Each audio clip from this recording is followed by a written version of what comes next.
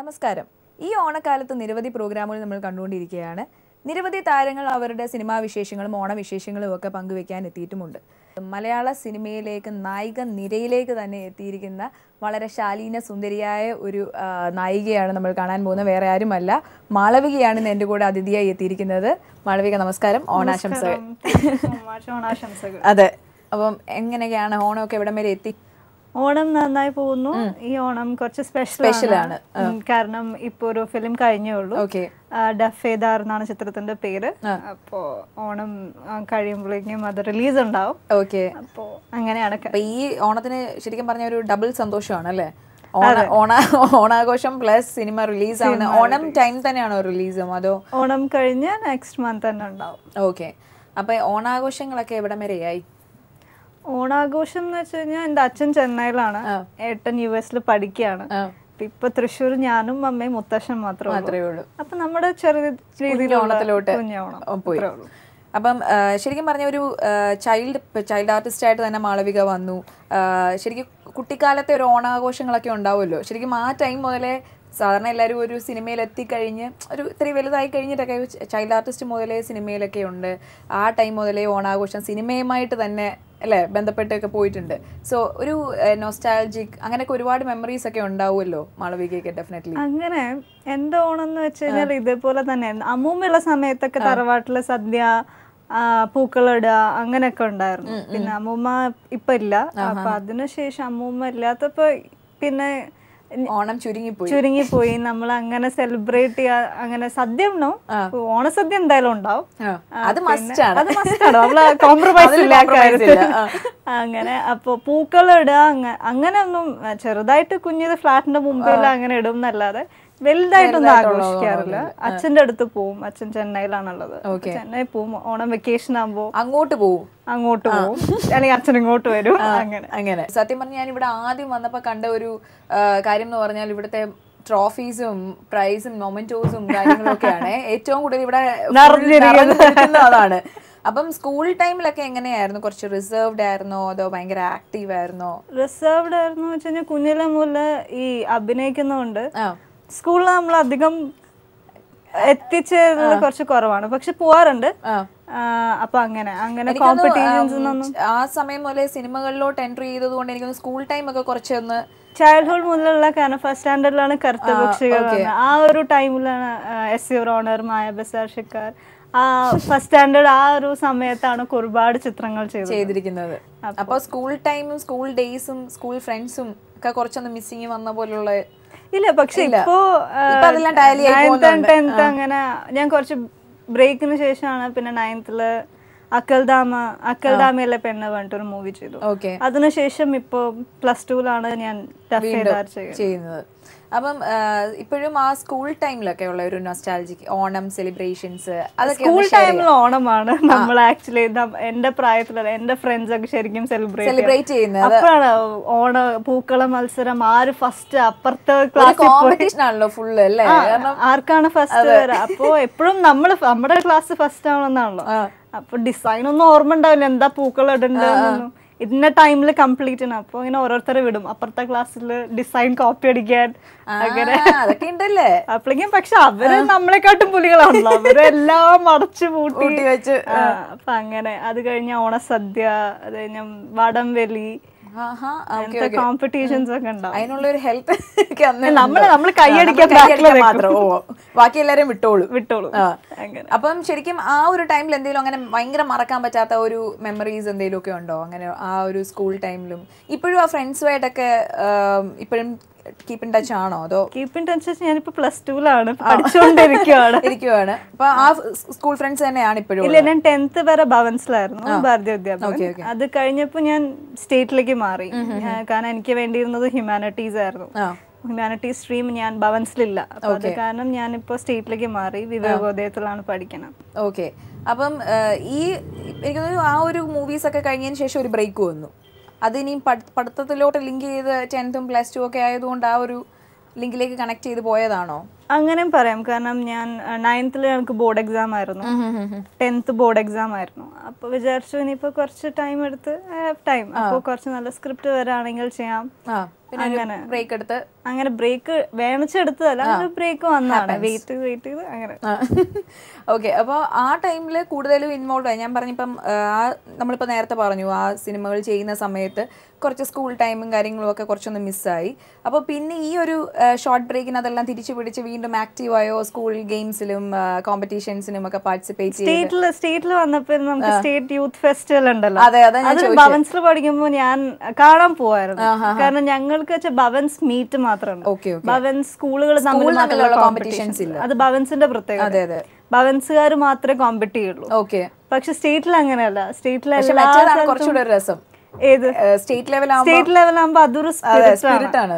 അപ്പൊ അത് അന്ന് ഭവൻസിലൊക്കെ പഠിക്കുമ്പോ എന്നും വരുമായിരുന്നു. അപ്പൊ വിചാരിക്കാം എന്തെങ്കിലും ഒരു ദിവസം എന്തെങ്കിലും കോമ്പറ്റീഷൻ. അങ്ങനെ കഴിഞ്ഞ പ്രാവശ്യം നമ്മള് വഞ്ചിപ്പാട്ടിന് പോയിരുന്നു. അങ്ങനെ അത് വളരെ നല്ലൊരു എക്സ്പീരിയൻസ് ആയിരുന്നു. ഓക്കെ. എന്നിട്ട് എന്തായി? വി സെക്യൂർഡ് പ്രൈസസ് മാർക്ക് കിട്ടി. അത് ശരി. അപ്പൊ ആ ഒരു ചെറിയ ഇതിൽ തന്നെ നിന്ന് എനിക്കൊന്ന് സ്കൂൾ കോമ്പറ്റീഷൻസ് ഒക്കെ അങ്ങനെ കുറച്ച് മിസ് ചെയ്തിട്ടുണ്ടെന്ന് തോന്നാല്. ഇപ്പൊ ഈ ഒരു ഭവൻസിലെ അങ്ങനെ ആ ഒരു കൾച്ചറും ആ ഒരു ഇതും അവർ കീപ്പ് ചെയ്യുന്നുണ്ടല്ലോ. അതെ അതെ. മറ്റുള്ള സ്കൂൾ ലെവൽസ് കോമ്പറ്റീഷൻസ് പോലെയല്ല അവര് നടത്തുന്നത്. സ്റ്റേറ്റില് റിയലി അവര് ശരിക്കും ഇതിന് വേണ്ടി കുറെ സമയം എടുത്ത് രാത്രിയൊക്കെ പ്രാക്ടീസ് സെക്ഷൻ ഒക്കെ ഉണ്ടാവും. ചില ഡ്രാമക്കാരൊക്കെ വീട്ടിലെത്തുമ്പോ 8:30 ആവും. അങ്ങനെ അതിന് വേണ്ടിയിട്ട് ഒരു ഇനിഷ്യേറ്റീവും കുറെ പ്രൈസ് കിട്ടണം എന്നുള്ളൊരു ഇത്. ഓക്കെ. അപ്പം ഇപ്പൊ +2 കഴിഞ്ഞു?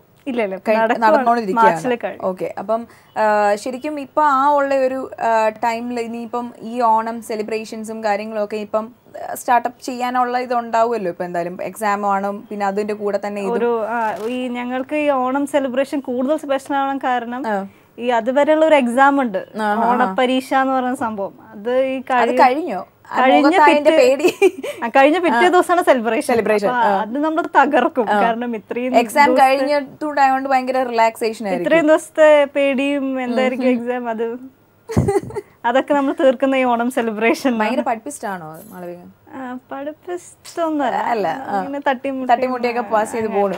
സിനിമകളിലൊക്കെ അത്രയും എന്താ പറയാ ചൈൽഡ് ആർട്ടിസ്റ്റ് ആയിട്ടൊക്കെ വന്ന അപ്പം അത്രയും ആക്റ്റീവായിട്ടുള്ള ഒരു ആളാണ് മാളവിക. അപ്പോൾ സ്കൂളിലൊക്കെ എന്തെങ്കിലുമൊക്കെ കോമ്പറ്റീഷൻസ് എന്നൊക്കെ പറയുമ്പോൾ മാളവിക തന്നെയാണോ അതിൻ്റെ ഇനിഷ്യേറ്റീവ് എടുക്കുന്നത്? സ്കൂളിൽ എനിക്ക് തോന്നുന്നു ഞങ്ങളിങ്ങനെ കുറച്ച് പേരുണ്ട്. ഇപ്പൊ സ്റ്റേറ്റിൽ വന്നതിന് ശേഷം കുറച്ചും കൂടി ആക്റ്റീവ് ആയത് സ്റ്റേറ്റിൽ വന്ന ശേഷം. കാരണം അവിടെയാണ് കുറച്ചുകൂടി പ്രോഗ്രാംസ് കുറച്ചും കൂടി.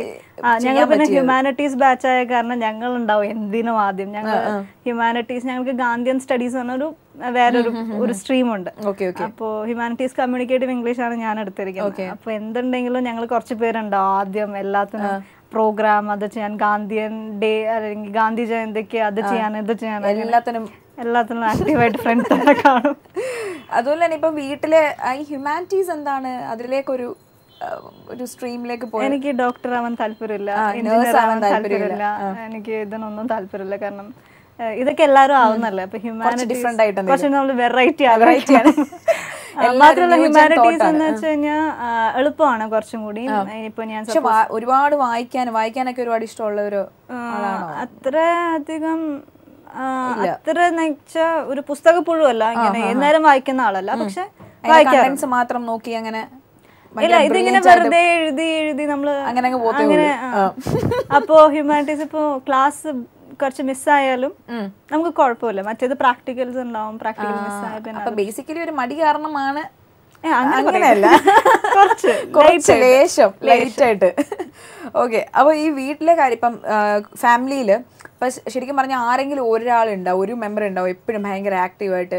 ഇപ്പം ഓണപ്പൂക്കളം ഇടാനാണെങ്കിലും എല്ലാത്തിനും ഭയങ്കര ആക്റ്റീവായിട്ടൊരു കുട്ടി ഉണ്ടാവും. അത് മാളവികയാണോ അതോ? ഒരിക്കലും അല്ല, അങ്ങനെ ഒരു കാര്യമേ ഇവിടില്ലാന്ന്. ഇങ്ങനെ പഠിക്കുന്ന കാര്യത്തിലൊക്കെ ആണെങ്കിൽ കുറച്ചും കൂടി ഏട്ടൻ എല്ലാത്തിലും ഫ്രം ദ ബിഗിനിങ് ഫസ്റ്റ് അങ്ങനെ കുറച്ച് ഏട്ടനാണ് കുറച്ചും കൂടി അതിലൊക്കെ ആക്റ്റീവ് ആണ്. അല്ലാതെ ഇപ്പം ഞാൻ പറയുന്ന ഇപ്പൊ ഈ ഫംഗ്ഷൻസ് അതിനാണ് ഞാൻ ചോദിച്ചത്. അങ്ങനെ ഞാൻ വേണമെങ്കിൽ പറയാം. ആ കാര്യത്തിൽ ഏട്ടൻ, ഈ കാര്യത്തിൽ അടിച്ചു പൊളിക്കുന്ന സംഭവങ്ങളൊക്കെ ഏട്ടനാണ്. ഇപ്പൊ ചൈൽഡ്ഹുഡ് ടൈമിലൊക്കെ സിനിമയിലുള്ള ഒരു ഓണം എന്തായാലും ആഘോഷിച്ചിട്ടുണ്ടാവുമല്ലോ. ആ ഒരു പ്രാവശ്യം എനിക്ക് തോന്നുന്നു കാണ്ഡഹാറിന്റെ സെറ്റിൽ വെച്ച് രവി അങ്കിളുടെ കാണ്ഡഹാറിന്റെ സെറ്റിൽ ബോംബെയിലായിരുന്നു. അവിടെ വെച്ച് നമ്മൾ ഒരു പ്രാവശ്യം ഓണം സെലിബ്രേറ്റ് ആഘോഷിച്ചു. അപ്പൊ സിനിമ ലോകത്തെ ഓണാഘോഷം എക്സ്പീരിയൻസ് ചെയ്ത ഒരു എങ്ങനെയുണ്ടായിരുന്നു? ആ ഒരു അനുഭവം എങ്ങനെയായിരുന്നു? അതും എന്താ പറയാ, അതും റെഡിമെയ്ഡ് സെറ്റപ്പ് ആണോ? അല്ല, അത് നമ്മൾ സദ്യ ഒക്കെ ഉണ്ടാവും. പിന്നെ അന്ന് കൊറേ ചാനൽസും ഒക്കെ വരും കവറേജിന്. അന്ന് പിന്നെ ബോംബെയിലാണ് അന്നത്തെ ഓണം. അപ്പൊ ആ ഒരു സ്പെഷ്യാലിറ്റി എന്തായാലും ഉണ്ടാവും. അങ്ങനെ വളരെ നല്ലൊരു ഓണമായിരുന്നു. അതുപോലെ തന്നെ ഇപ്പം ഡ്രസ്സിന്റെ കാര്യം, ഇപ്പം ഓണക്കോടി എടുക്കുന്ന കാര്യത്തിലൊക്കെ ആണെങ്കിലും എല്ലാവരും ഭയങ്കര, അതെനിക്ക് തോന്നുന്നു അതിന് ഒരു കൾച്ചർ ഡിഫറൻസും ഇല്ല. അന്നും ഇന്നും എല്ലാരും ഒരേപോലെ ആഘോഷിക്കുന്ന ഒരു സദ്യ, ഓണക്കോടി, അതൊക്കെ മാറ്റങ്ങളില്ലാത്തൊരു സംഭവം. അപ്പൊ ശരിക്കും അത് എങ്ങനെയാണ് ഓണക്കോടി എടുക്കുന്ന കാര്യത്തിൽ ഭയങ്കര എല്ലാവരും ഒരുമിച്ച് പോയി അങ്ങനെയൊക്കെയാണോ, അതോ ചുമ്മാതെ ഇപ്പോഴും ആ ഒരു നമ്മുടെ ട്രെൻഡൊക്കെ മാറി ആ ഒരു കൾച്ചർ തന്നെയാണോ? ഇല്ല, ഓണത്തിന് നമ്മളെല്ലാവരും അതിനൊരു കോംപ്രമൈസും ഇല്ല. ആരും വിട്ടുപിടിക്കാൻ പറ്റില്ലല്ലോ. എനിക്ക് എന്നും ഓണക്കൊടി എടുക്കലാണ് എങ്കിൽ പോലും ഓണമാണ്, അപ്പൊ സ്പെഷ്യലായിട്ട് അങ്ങനെ അത് രസമുള്ള പരിപാടിയാണ്. ഇനിയും നമുക്ക് പ്രധാനപ്പെട്ട ഒരു വിഷയം എന്തായിരിക്കും? സിനിമ ഓഫ് കോഴ്സ് സിനിമയുണ്ട്. അതുകൂടാതെ നമ്മൾ ഇപ്പം സദ്യ എന്നൊക്കെ പറഞ്ഞപ്പോ കണ്ണിലെ ബ്രൈറ്റ്നെസ്. അപ്പൊ സദ്യയുടെ കാര്യം പറയുകയാണെങ്കിൽ ഇപ്പം മാളവിക ഇപ്പൊ കുക്കിംഗ് ഒക്കെ അറിയാൻ ചാൻസ് ഉണ്ടാവില്ലായിരിക്കും അല്ലേ? ചോദിക്കേണ്ട കാര്യമില്ല. എങ്കിലും എവിടെങ്കിലും എപ്പോഴെങ്കിലും ഒരു അറ്റംപ്റ്റ് നടത്തിയിട്ടുണ്ടോ കുക്ക് ചെയ്യാൻ? അമ്മ ആ ഭാഗത്തോട്ട് അടുപ്പിക്കില്ല. സത്യം മോളെ, നീ ഒന്നും ചെയ്യണ്ട, നീ അവിടെ പോയിരുന്നു. അമ്മക്ക് ഇനിയും ആ കിച്ചൺ ഉപയോഗിക്കാനുള്ളതാണ്, അവർക്ക് കുറെ നാളോട് ജീവിക്കാനുള്ളതാണ്. കറക്റ്റ്, അതാണ് സെയിം ഡയലോഗ് അമ്മ പറയാറുണ്ട്. ഉണ്ട്, തീർച്ചയായിട്ടും. ഞാൻ എങ്ങനെ അറിഞ്ഞെന്നല്ലേ അവിടെ അമ്മയും പറയാറുണ്ടോ? തിരിച്ചുള്ള മെസ്സേജ് അല്ല ഇങ്ങോട്ട് വരുന്നല്ലോ. അതാണ് അല്ല നമ്മുടെ പ്രായത്തിൽ എല്ലാവർക്കും തോന്നുന്ന ഒരു എല്ലാ അമ്മമാരും പറയുന്ന ഡയലോഗാണ് ഇത്. വരികയെ ചെയ്യരുന്നുള്ളൂ അല്ലേ?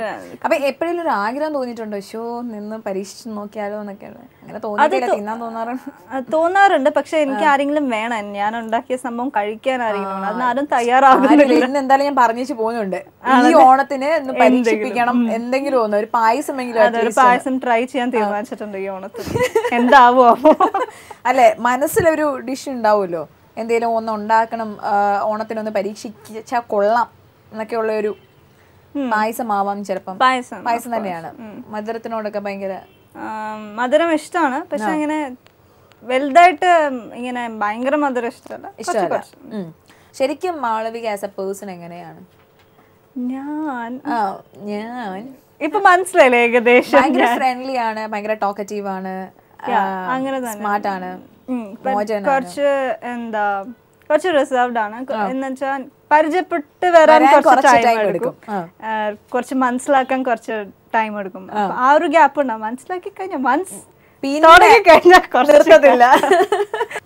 ശരിക്കും ഒരു മലയാളം മൂവി ഒരു 2-3 മൂവീസ് ഒക്കെ ആയി കഴിഞ്ഞാൽ ഇപ്പോഴത്തെ ഒരു ട്രെൻഡ് അനുസരിച്ച് പിന്നെ ഈ ശാലീന സുന്ദരി, തമിഴ് ഇൻഡസ്ട്രി, തെലുങ്ക് ഇൻഡസ്ട്രി അങ്ങനെയൊക്കെയാണ് പോകുന്നത് നമ്മൾ കാണുന്നത്. സോ ഇനി മാളവികയെ കുറച്ച് നാളൊക്കെ കഴിയുമ്പോൾ ഇനി നമുക്ക് തമിഴ് ഇൻഡസ്ട്രിയിലും തെലുങ്ക് ഇൻഡസ്ട്രിയിലും ഒക്കെ കാണാൻ സാധിക്കുമോ? നല്ല സ്ക്രിപ്റ്റ് വന്നതിന്, കാരണം അവിടെയും നല്ല ഡയറക്ടേഴ്സ് ഉണ്ട്, നല്ല സ്ക്രിപ്റ്റ് ഉണ്ട്, നല്ല നല്ല സിനിമകളുണ്ട്.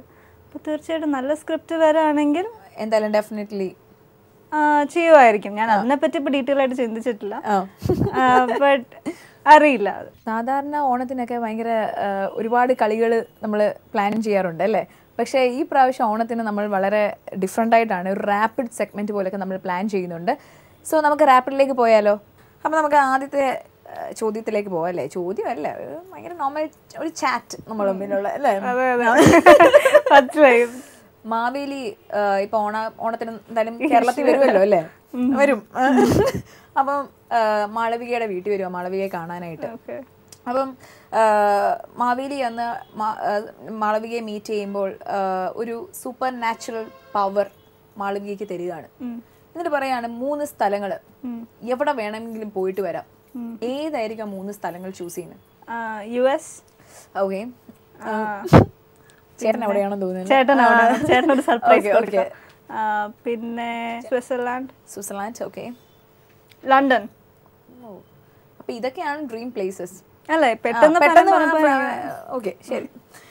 ഇനി മാവേലിക്ക് അല്പം റിലാക്സ് ചെയ്യണം, അപ്പൊ ഒരു ട്രാക്ക് കേൾക്കണം എന്നിങ്ങനെ ആഗ്രഹമാണ്. അപ്പൊ മാളവിക ഈ റീസൺ ഇപ്പൊ ഒരുപാട് സിനിമകൾ റിലീസ് ആയിട്ടുണ്ട്. മാളവികയുടെ ഒരു ഫേവറേറ്റ് ട്രാക്ക്? ജേക്കബിന്റെ സ്വർഗരാജ്യം, ഇപ്പത്തെ ഓണം സോങ്, അതിലത്തെ മാവേലിക്കും ഇഷ്ടപ്പെടാം. അതിനകത്ത് ഇച്ചിരി ഒരു ടച്ച് ഉള്ള ഒരു പാട്ടുണ്ട്. അപ്പം ശരി, ഇനി മാവേലിക്ക് സദ്യ വേണം. റിലാക്സേഷൻ ഒക്കെ കഴിഞ്ഞല്ലോ, പാട്ടൊക്കെ കേട്ടിങ്ങനെ ഇരിക്കുകയാണ്, അപ്പൊ സദ്യയൊക്കെ വേണം. അപ്പൊ മാളവികയുടെ ഒരു കോൺട്രിബ്യൂഷൻ, മാവേലി നമ്മുടെ വീട്ടിലേക്ക് വന്നതല്ലേ, ഇപ്പൊ കുറച്ചൊരു സദ്യ കൊടുക്കുമ്പോ, അതായത് മാളവിക ഫുൾ സദ്യ ഉണ്ടാക്കണം എന്നല്ല, അപ്പൊ അതിനകത്ത് മാളവികയുടെ ഒരു ഫേവറേറ്റ് ഡിഷ് അതിനകത്ത് ഇൻക്ലൂഡ് ചെയ്യാണ്. അപ്പൊ ഏത് ഡിഷ് ആയിരിക്കും? അവിയലാണ്. ഓക്കെ, എല്ലാ വെജിറ്റബിൾസും കൂടെ അങ്ങ് ഇട്ടങ്ങ് കൊടുക്കാന്നാണോ ഉദ്ദേശിച്ചത്? ഓക്കെ, ഇനി അടുത്തത് മാളവിക, ഇതൊരു ഇമാജിനേഷൻ ആട്ടോ, അതായത് മാളവിക ഒരു ഡിസൈനർ ആവുന്നു. ഒരിക്കലും പറ്റാത്തൊരു കാര്യം. മാളവിക ഒരു ഡിസൈനർ ആവാണ്. സോ ഒരു ട്രഡീഷണൽ, ഇപ്പൊ ഓണം ആയതുകൊണ്ട് ഒരു ട്രഡീഷണൽ ഡ്രസ്സാണ് നമ്മൾ ഉദ്ദേശിക്കുന്നത്. എന്തായിരിക്കും മനസ്സിൽ വരുന്ന ഒരു ട്രഡീഷണൽ വെയർ? സാരി. ഓക്കെ, ഇനി അടുത്തത് ഓണക്കാലത്ത് ഇപ്പം ഞാൻ പറയാണ് മാളവികയോട് പ്രേക്ഷകർക്ക് വേണ്ടി ഒരു പാട്ട് പാടാൻ പറഞ്ഞാൽ, പക്ഷെ ഞാൻ പാടില്ല എന്ന് പറയരുത്, പറഞ്ഞാലും മതി. എന്നോട് എന്തിനീ പിണക്കം,